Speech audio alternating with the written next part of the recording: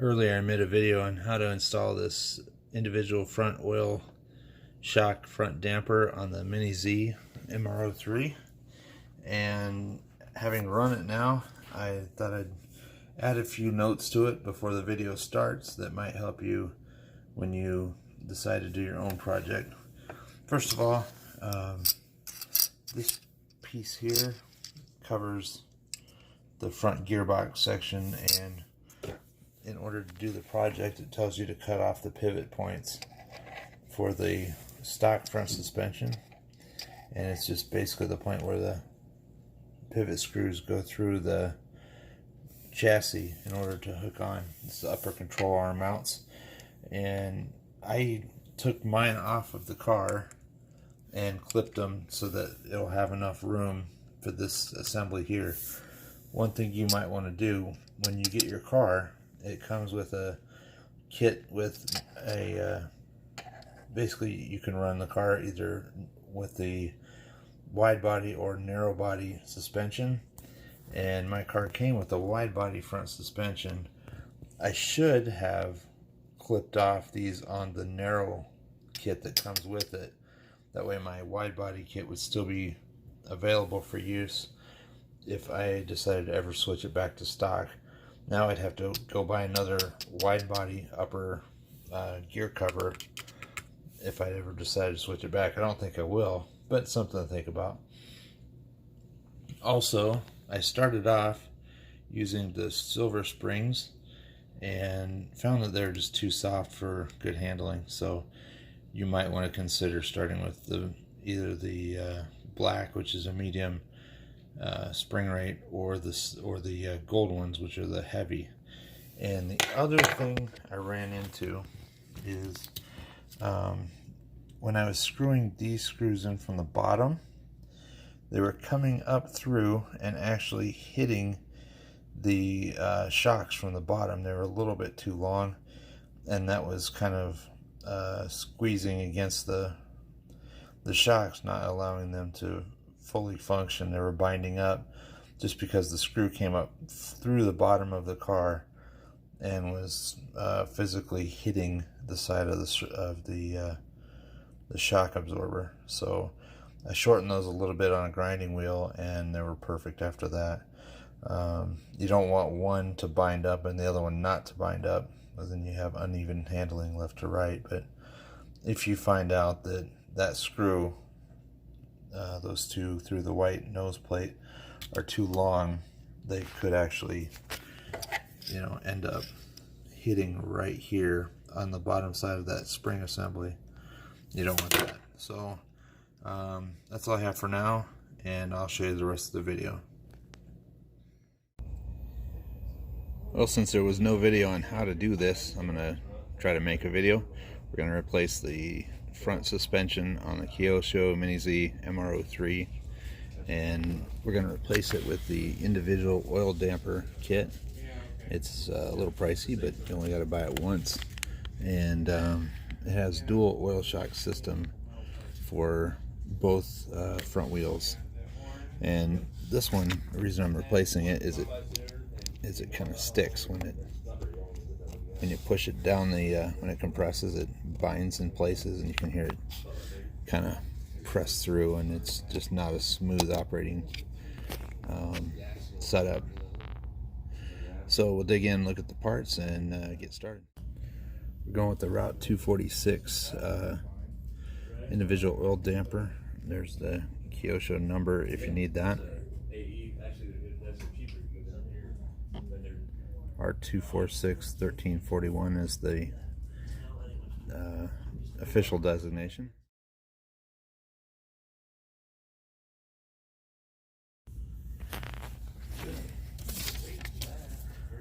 This is what you get in your kit. Instructions, 3 different bags of parts.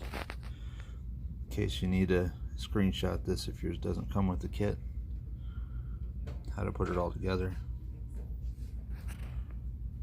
It does have front and back.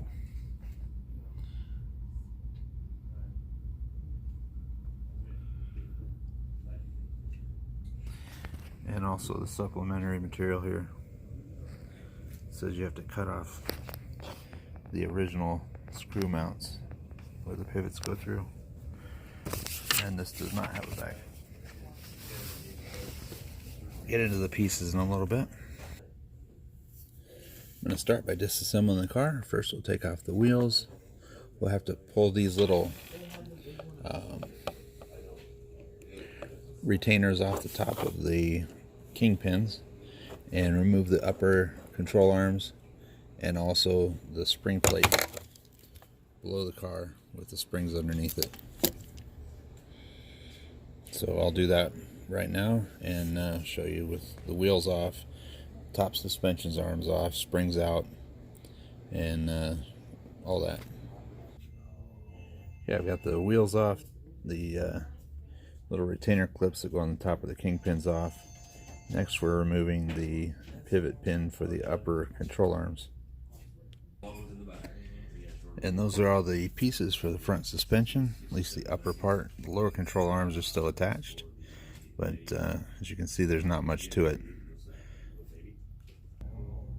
Well, you're seeing this for the same time with me, but I put most of the parts from the old front end suspension in a bag, and these are the ones that I'm sure I'm going to need as we continue forward.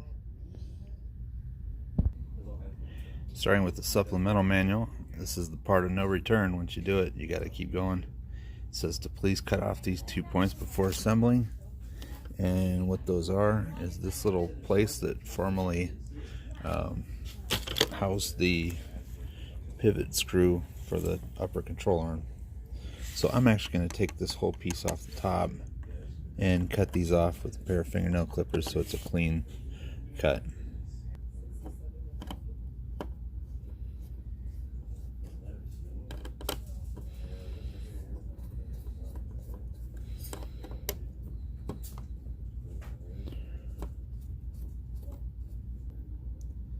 This is the front piece removed from the steering gear cover, and we're just going to clip off this little cylinder here and the one here.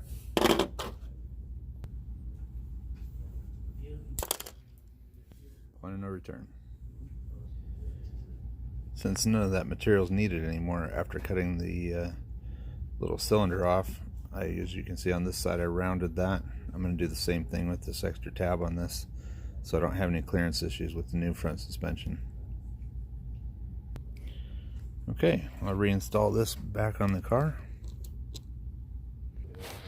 When you put the cover back on, only put in the back 2 screws. You're going to need to put in 2 12mm long screws in the front that holds the top bar of the new front suspension, so you can leave those blank for now, not reinstall screws. This is why you need to check your parts against everything before you start. You notice here they have the bottom shock mount for the narrow body cars as well as the wide body. And looking at this picture, I can tell I'm missing the mount for the narrow one. Fortunately, I don't need that one. This is parts for step 1. Parts A and B are the upper control arms. Part E is what you need if you have a narrow front suspension. Part D is for a wide. And the way to find that out is flip your car over, look at the bottom, and right in the middle there underneath the red part you can see a W. We have the wide, and thank God we do, because I'm missing part E. I do have the part I need though, part D. We're going to need that. With the car flipped over, we're going to remove the front plate and the little plate underneath that retains the stock front suspension screws. Yeah, the front body plate's removed. I put the screws back into it because I don't like losing pieces, and I'll set that aside with other pieces that we're going to have to install later. Now we can take off the bottom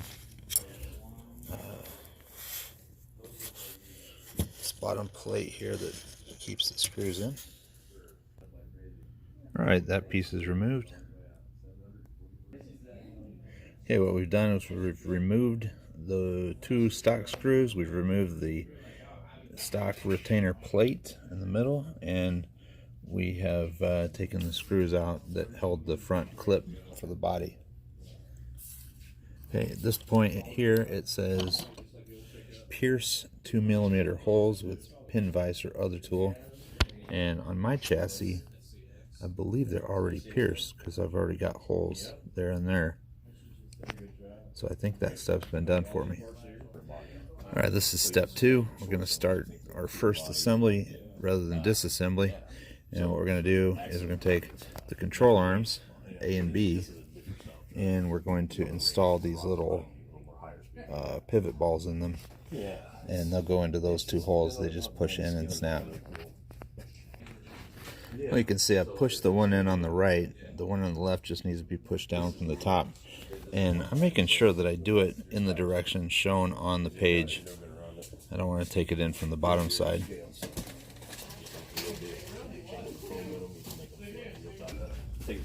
Since I'm digging in this far, I'm just going to replace the kingpin with a stainless kingpin. It's the one that the wheel actually pivots around.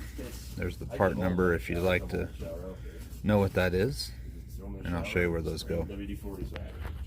Normally you wouldn't have to replace these, but my old ones were binding up, not working smoothly, so these just push in. I push both the kingpins back in. You can see they move pretty freely. There's Mary. She's you know, photobombing my video. But anyway, this is a pretty important step. These are little spacers right here, and one goes below your control arm, I'm sorry, below your steering knuckle, one goes above it. If you don't put those on, then it won't drive right when you put it back together. Alright, you got those on. This piece will slide on there and lock into the this is your steering block or steering knuckle. Then once that's on, we'll put another one of those bushings right on the top here, and that will give it the proper spacing for when it's functioning. Alright, I'll do the same on the other side, and then we'll move on with the next instruction. This is the part where we disconnect the upper steering arms from the packaging.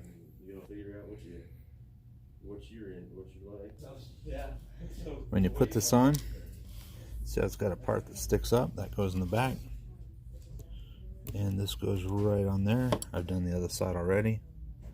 This piece is already installed, and that hooks on to the blue bar that I'm going to pull out in a second here. I just figured out why we only got the back on step 1 the number D there for the wide mount. This happens to be a wide mount front suspension piece.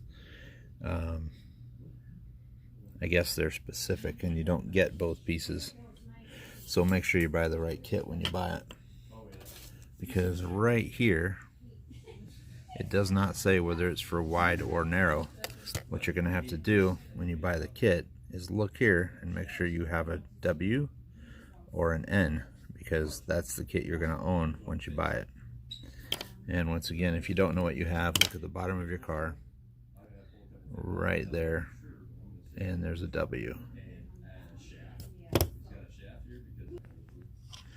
Alright, we're looking at the crossbar now. You'll see one end has a piece that sticks off the end where the other side is flush. According to the diagram, that part that sticks forward is towards the front of the car.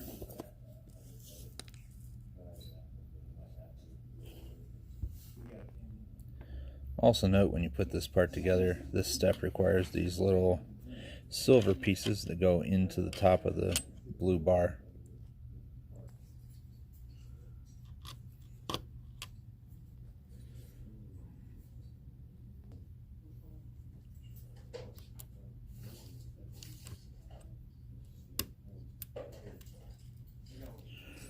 Alright, that step is completed. And according to this, we no longer need to use that little retainer clip. They're black. in plastic. Alright, at this point I realized that I've got these on the wrong sides because they're not lining up the brackets. No big deal, they're not secure yet. We just pull them off and swap sides. I'll put it in here. And I think you might need two hands to do it, but this side goes here, and then this piece, basically the curved side goes forward, the straight part goes back, and then it will line up properly once it's together. Alright, that's everything lined up right now. Nothing's bolted together yet, but we will be putting screws right through here, and on the other side there's a hole right here, and these long kind of tannish screws are the ones that go in there. They're for the pivot points on the upper control arm. Also, we got to put some screws in the top to hold this piece down, both of these top pieces. But before we do, there's a little retainer part that goes on top of that for the, some people call it a sway bar, anti-roll bar. That's basically the clips for that, and I'll show you in a minute how to install those. You can see I've got the pivot screw started on that one. Something I had not expected is that actually takes a hex wrench. I'm going to figure out how to put that on. Might not need it, but we can always twist the end of it with a pair of pliers if you don't have that, and I'll show you how to do that.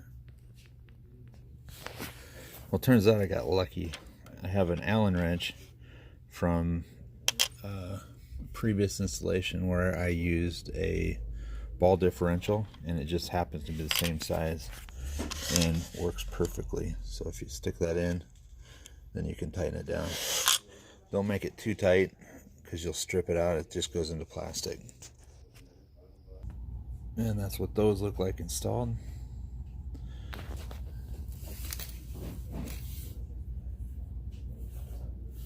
Alright, so the next step is we're going to tie the top of it together now. This is where we, let me get some parts out to show you. Just to recap, we finished this step. Now we're going to move on to step 3, and I'll show you the pieces. I've got those out now. We have the bar that goes across the front. That's called a sway bar or an anti-roll bar. And we have two 12 millimeter screws that will go down into the car.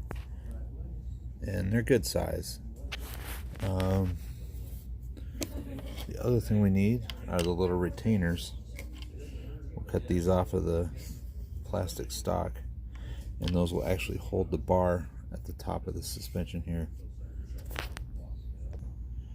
This is the part that goes on the top of the sway bar. It's zoomed in really far so you can see it. I'll show you that. You notice it's got the circle on the top, and it's smooth beyond that.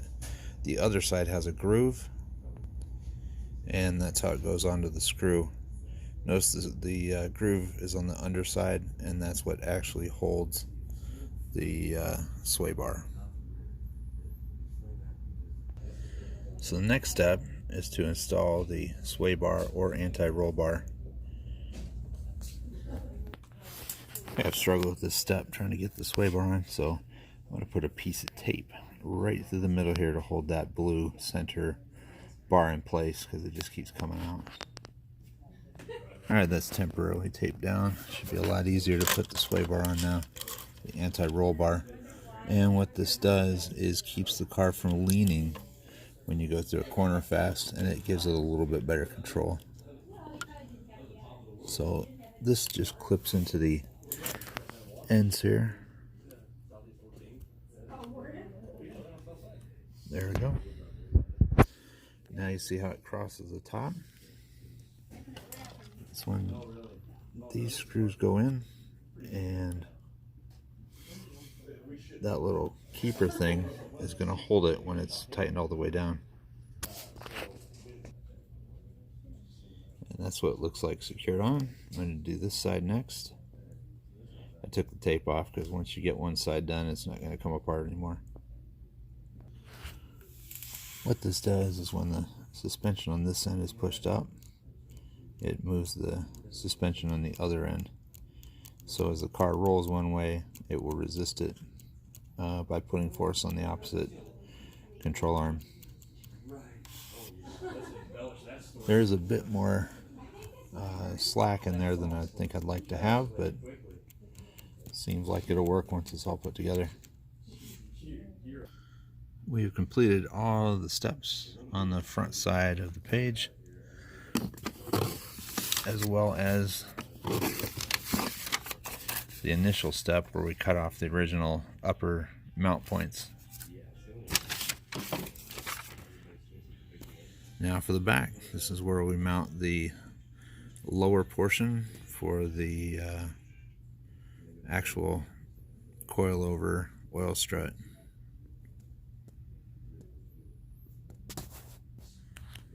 And it looks like we used two 8mm bolts up through the nose plate. Alright, remember when we saved the front screws for the front mounting bracket that goes into the body? Well, now we're going to use 8mm screws because the ones that originally came with the car are no longer going to be long enough to mount the other piece that needs to go on the car. So we'll take these two and put them in a box somewhere and save those, and we'll install these up through the bottom of that into the chassis. And that is what is being shown here. So this is the part where we started off with that part for the wide and the narrow. So this is your other part that we're going to use in this piece. Alright, I started the screws up to the bottom, but I haven't put them all the way through yet because it needs to go into this little piece here. And this is the mount for the bottom of the shocks, which are right here. But it has kind of a bumpy side and it has a straight edge side. Looking at the directions, it would appear that the straight edge side goes forward and not the bumpy side. So that's what the way we're going to install it. And the reason I didn't go all the way through is because it has to basically tie into this piece here with those little screws there and there. So this goes in to that position, and these pieces are tiny. So I'm going to test fit it with a pair of tweezers.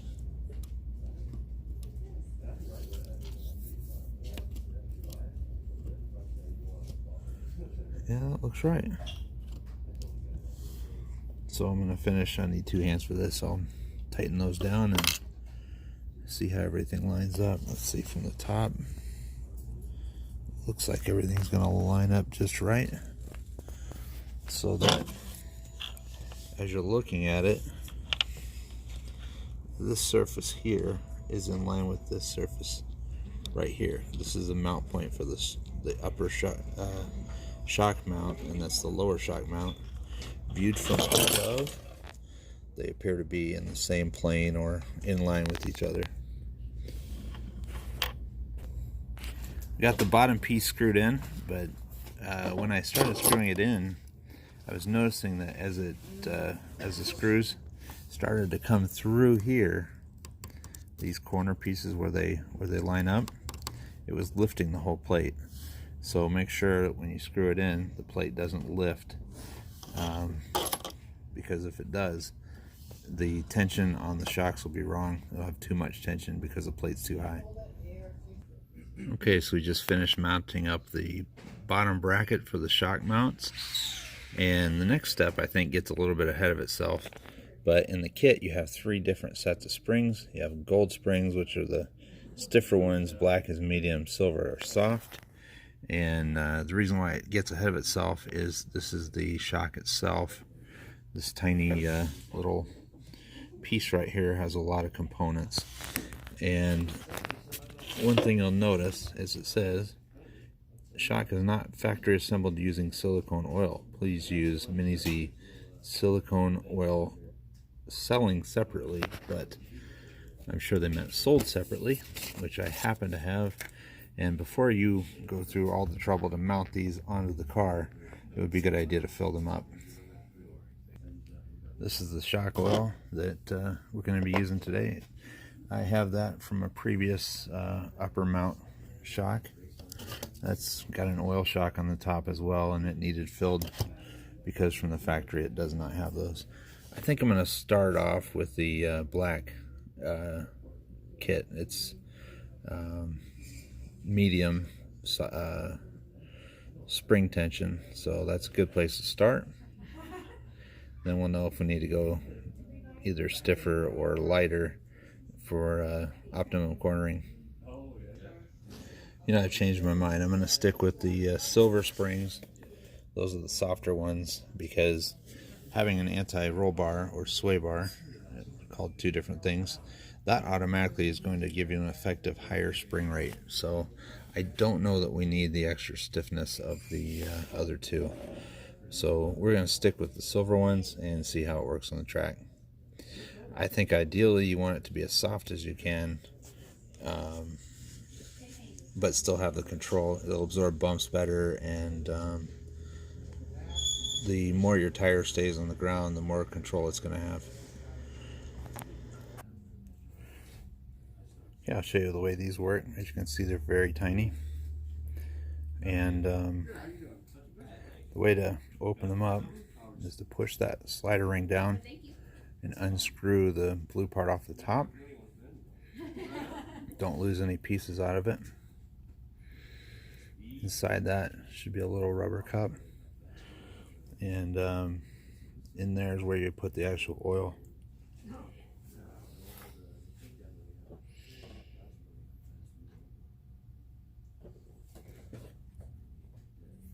For this step, we're really going to put a drop in there, and make sure it's flat level at the top. Maybe a little extra. There we go. And we'll put the cap back on. And that's what it looks like put back together with the spring locks and all the retainers on it. Ready to go on the car. I'll do the other one next. Alright, both of the oil shocks are done, ready to be installed on the car. When you install them, according to the instructions and as a good idea, you put the main body of the strut pointing downward, and what that does is a couple things. First of all, it gives you the lowest center of gravity, and it's going to look really cool. So you mount it there, and on this little point here, the little hole in the top of each side. So I'll get some screws and show you how to go put those in. They are the final 4 things that we need to do to be done with the installation, and they are tiny, tiny screws. Do not lose them. They're only well, probably about 5 millimeters long total. So I'll put the first strut on and kind of show you where that goes, how it looks. Top screw is on. Now I just got to put the bottom one in. On the other side, I put the top screw in first and just make sure it's not binding. Don't have the screw be so tight that this can't freely move, but you know, have it be in the zone where it's not too tight but not real loose either. All that's left is do the bottom side and throw the wheels back on. I'll show you one more tip at the end since you've waited this long. It's completely buttoned up, ready to race. Next thing to do is put the tires back on the car. One thing I found out recently that I should have probably known, didn't know, but if you put super glue around the very edge of the tire, it will keep your car from flipping as you go through a tight turn at high speed. Didn't know that. And I visited a track up in Wisconsin. They're all saying, yeah, super glue the outside of your tire, not the tread portion, of course, because you'll lose grip. But just the edge. And if you do the edge, that will keep your car on the ground, and you can take corners a lot faster. It actually works. Awesome tip. So a guy named Jeff Cooney and Dean, another guy up in Wisconsin, gave that trick to me. So anyway, I'll throw the tires on, give it a test drive. Thanks for watching. Hope you enjoyed it.